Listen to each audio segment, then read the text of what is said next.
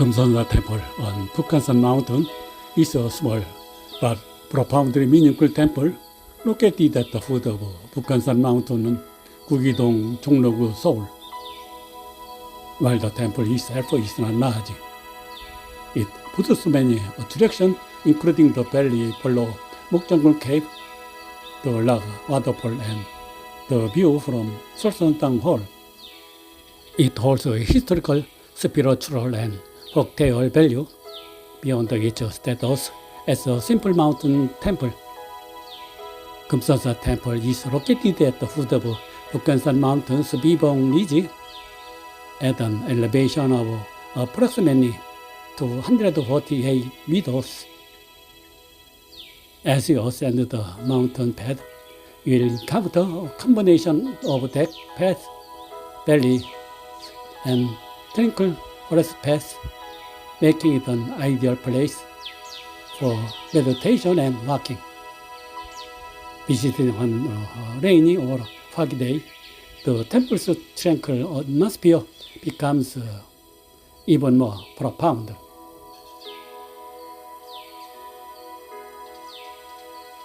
서울 도심에서 단 30분, 북한산 자락에 숨겨진 천년고찰 금선사. 오늘은 이곳에서 마음의 힘을 찾아 떠나봅니다. 비봉 공영 주차장에서 이곳은 도보로 약 1.5km 정도 오르면 도착하며 등산과 사찰 탐방을 함께 즐길 수 있는 곳입니다.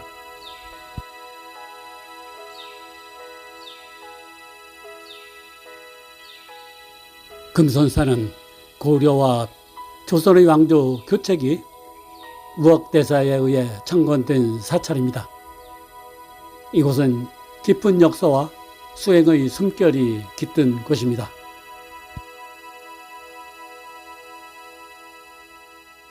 이곳에는 특별한 장소가 있습니다. 바로 목정굴입니다. 정조 임금의 후사를 기원하며 수행하던 농산 스님이 열반에 들었다는 전설이 전해지는 신비로운 석걸입니다. 금선사와 조선 23대 임금 손주 사이에는 신비롭고도 감동적인 설화가 전해집니다. 이 이야기는 금선사의 핵심 성진 목정굴과 깊은 관련이 있습니다.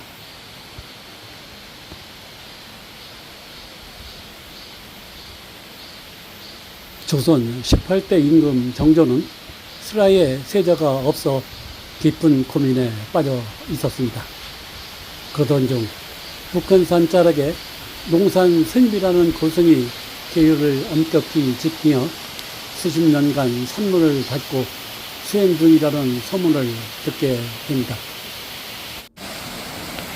조선 정조는 후사가 없어 고민하던 중 불교의 용파 스님에게 왕제 탄생을 위한 기도를 부탁합니다.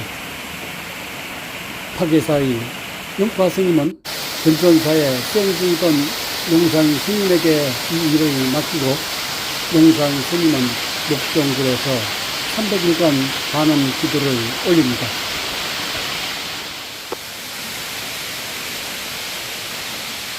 끝에 농산 스님은 수빈 박씨의 꿈에 나타나 환생을 예고하고 열반에 들며 그날 신조가 태어났다는 기록이 남아 있습니다.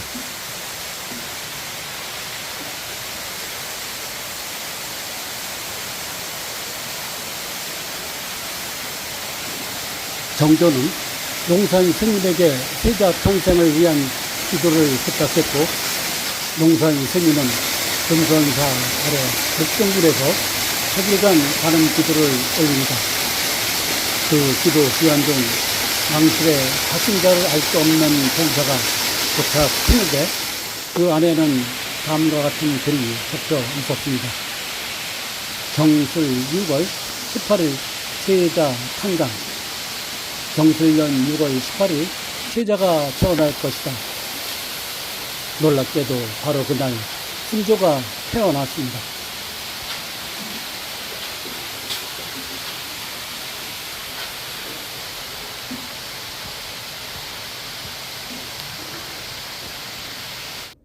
그날 서북쪽에서 맑고 붉은 서기가 왕실 산실을 감싸며 흘러들었고 그 서기의 진원을 추적하자 목병굴이 그 출처였다고 합니다. 굴 안에는 자탈임망한 농산 스님의 육신이 있었고 그 정수리에서 서기가 계속 흘러나오고 있었다고 전해집니다. 자탈임망은 불교에서 매우 깊은 의미를 지닌 개념으로 수행자가 앉거나 선 자세에서 자신의 의지로 육신을 떠나 열반에 드는 것을 말합니다. 단순히 앉아서 죽는다란 뜻을 넘어서 완전한 수행의 경지에서 생사를 자유롭게 넘나드는 상태를 상징합니다.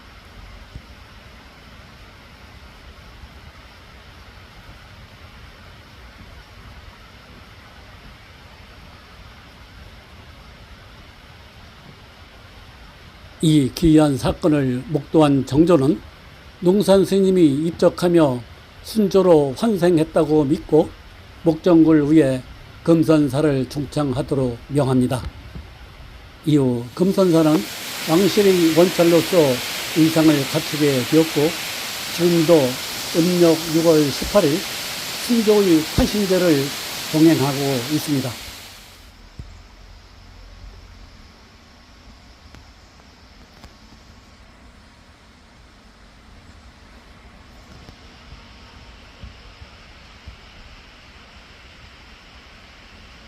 이 설화는 금선사를 단순한 산사 그 이상으로 만들었습니다. 기도의 스크류로서의 위험, 왕실과 불교의 연결고리, 서울 도심 속 신비로운 수행처 등 금선사에 가면 목정굴 앞에서 기도하는 이들의 모습이 지금도 이어지고 있습니다. 이야기 속 신비로움과 역사적 깊이를 직접 느껴보는 것도 참 멋있는 경험이 될 것입니다.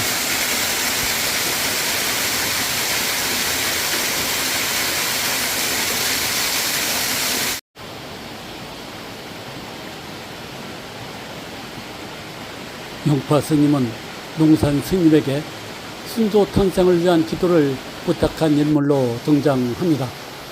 이는 불교가 조선 왕실의 기도처로 기능을 했다는 역사적 단서를 제공합니다.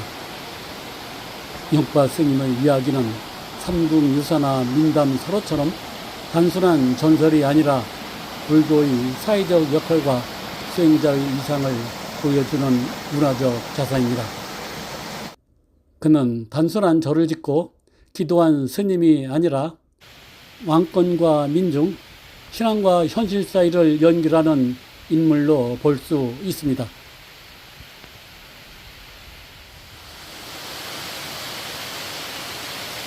이 이야기는 단순한 전설을 넘어 불교가 조선 왕실과 어떻게 연결되었는지를 보여주는 상징적 서사입니다. 억불 정책 속에서도 불교가 왕실의 기조처로 기능을 했다는 점은 흥미롭습니다. 농산 스님의 헌신의 300일간 기도와 환생 선택은 수행자의 자기 희생과 신념을 극적으로 드러냅니다. 그리고 순조의 탄생이 불교적 기도와 연결되었다는 점은 왕권의 신성성과 불교의 영적 권위를 동시에 부각시킵니다.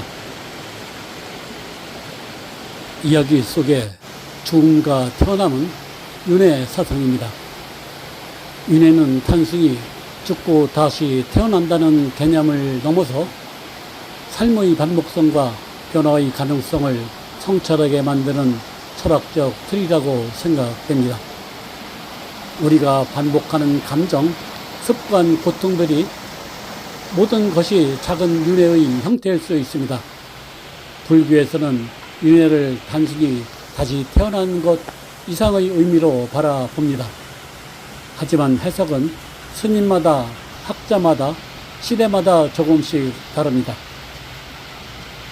전통적 관점에서 많은 불교 수행자들은 윤회를 실지하는 생사의 순환으로 봅니다. 업즉 카르마에 따라 다음 생이 결정되고 이 순환에서 벗어나는 것을 열반의 목표로 하고 있습니다. 그러나 일부 학자들은 윤회의 은유적 장치로 해석합니다.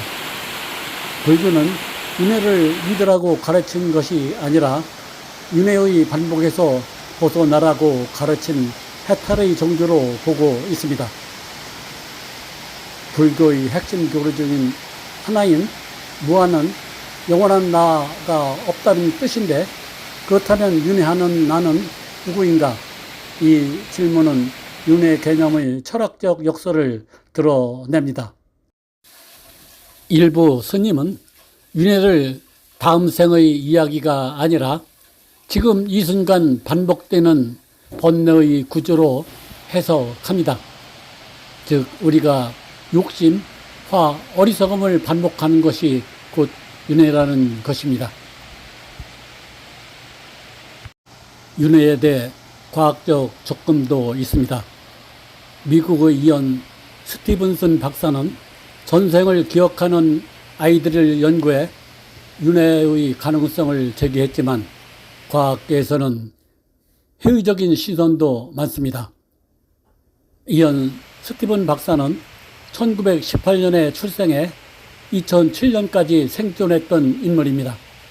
그는 미국 버지니아 대학교 정신의학과 교수로 뇌와 전생 기억에 대한 과학적 연구를 수행한 세계적인 인물입니다. 그는 단순한 신비주의자가 아니라 철저한 실증적 접근을 통해 윤회라는 개념을 탐구한 학자였습니다. 그는 전생 기억을 주장하는 어린이들에 대한 연구를 위해 약 3,000건 이상의 사례를 수집하고 분석했습니다. 특히 2살부터 6살 사이의 아이들이 갑작스럽게 말하는 전생 기억에 주목했습니다. 아이들이 알지 못했던 장소, 사람, 사건들을 구체적으로 묘사하거나 해당 지역의 방언을 구사하는 경우도 있었습니다. 그의 대표적인 저작으로 20 cases suggestive of reincarnation이 있습니다. 이 책은 1966년 발간되었으며 주요 내용은 윤회를 암시하는 20가지 사례를 과학적으로 정리한 책입니다. 그는 아이들의 진술을 사전에 기록하고 실제 인물이나 장소의 일치 여부를 확인했습니다. 제3자가 동석한 인터뷰, 문화적 암시 배제, 가족의 조작 가능성 검토 등 객관성을 확보하려 노력했습니다. 그러나 완전한 이중 맹검, 더블 블라인드 방식은 적용되지 않았고 일부 사례만 통계적으로 유의미했습니다. 이중 맹검 방식은 참여자와 연구자 모두 실험 조건을 모른다는 것이 핵심입니다. 과학계 주류에서는 여전히 재현성 부족과 이론적 설명의 부재로 인해 비판적 시각이 존재합니다. 의식의 연속성에 대한 가설 스티븐슨 박사는 윤회를 뒷받침하는 이론으로 의식이 뇌의 부산물이 아니라 독립적이고 연속적인 존재일 수 있다는 가설을 제시했습니다. 암사 체험, 초식 상태, 자기장 실험 등 다양한 현상을 통해 의식의 비국토성을 탐색했습니다. 그 연구가 던지는 질문, 윤회가 실제하든 아니든 스티븐 박사의 연구는 우리들에게 다음과 같은 질문을 던집니다. 나는 누구인가? 죽음 이후에도 의식은 존재할 수 있는가? 삶의 반복은 단순한 우연인가 혹은 의미 있는 흐름인가? 그는 윤회를 맹목적으로 믿는 것이 아니라 검증 가능한 가설로 다루려 했다는 점에서 독보적인 존재였습니다. 윤회는 단순히 죽고 다시 태어난다는 개념을 넘어서 삶의 반복성과 변화의 가능성을 성찰하게 만드는 철학적 틀이라고 생각합니다. 우리가 반복하는 감정, 습관, 고통들이 모든 것이 작은 윤회의 형태일 수 있습니다. 예를 들어 약물 실험에서 참여자는 자신이 진짜 약을 받았는지 가짜 약을 받았는지 모릅니다. 연구자도 각 참여자가 어떤 약을 받았는지 모른 채 실험을 진행합니다. 참여자가 약을 받았다는 믿음만으로 증상이 개선될 수도 있습니다. 이중 맹금은 이런 심리적 효과를 통제합니다. 연구자가 무의식적으로 실험군에 더 관심을 가지거나 기대를 품을 수 있는데 이중 맹금은 그런 영향을 차단합니다. 실험이 끝난 후에야 집단 구성을 확인하고 실제 약물의 효과와 심리적 효과를 구분할 수 있습니다. 신약 개발 시 제약회사는 새로운 약의 효과를 검증할 때 이중 맹금을 통해 약의 순수한 효과를 평가합니다. 특정 치료법의 효과를 검증할 때 치료자도 어떤 처지를 했는지 모르게 설계합니다. 이중 맹금은 단순한 기술이 아니라 인간의 의식과 기대가 얼마나 실험 결과에 영향을 줄 수 있는지를 보여주는 철학적 장치이기도 합니다. 우리가 알고 있다는 사실이 얼마나 많은 것을 바꿀 수 있는지를 성찰하게 합니다. 윤회와 관련하여 삶의 은유로 접근하기도 합니다. 삶의 은유는 우리가 살아가는 경험을 다른 이미지나 개념으로 빗대어 표현함으로써 그 깊이와 의미를 더 풍부하게 이해하려는 시도입니다. 은유는 단순한 수사법이 아니라 삶을 해석하는 방식이자 자아를 성찰하는 도구가 될 수 있습니다. 은유는 우리가 직접 말할 수 없는 감정, 고통, 희망을 표현하게 해줍니다. 예를 들어 삶을 등산이다라고 말하면 우리는 고난, 인내, 정상의 기쁨을 동시에 떠올릴 수 있습니다. 즉, 은유는 삶을 이해하는 창이자 자신을 바라보는 거울입니다. 불교에서는 삶을 다양한 방식으로 은유합니다. 물결과 바다로 보기도 합니다. 개별 존재는 물결이고 전체 생명은 바다입니다. 물결은 일어나고 사라지지만 바다는 늘 존재합니다. 이는 무상과 무아를 상징합니다. 우리의 자아는 거울에 비친 형상처럼 실체가 없고 조건에 따라 생겨납니다. 이는 공의 개념과 연결되며 집착을 내려놓는 수행을 유도합니다. 또한 삶은 불꽃처럼 찬란하지만 덧없고 끊임없이 변화합니다. 이 같은 은유는 생로병사의 순환과 윤회를 흐름을 상징합니다. 길에서의 삶은 하나의 길이며 우리는 그 길을 걷는 수행자입니다. 이 길은 중도를 향한 여정이며 깨달음에 이르는 과정이기도 합니다. 불교의 철학과 삶의 의미에서는 삶을 변화와 불확실성 속에서 조화를 이루는 과정으로 설명을 하며 욕망의 해방과 내면의 평화를 통해 삶의 의미를 찾는다고 말합니다. 삶은 고정된 것이 아니라 끊임없이 흘러가는 과정이라는 점에서 은유적 접근이 매우 중요합니다. 윤회에 대한 태도는 사람마다 다르고 그 차이는 믿음, 의심, 그리고 호기심이라는 세 가지 측면으로 나눠볼 수 있습니다.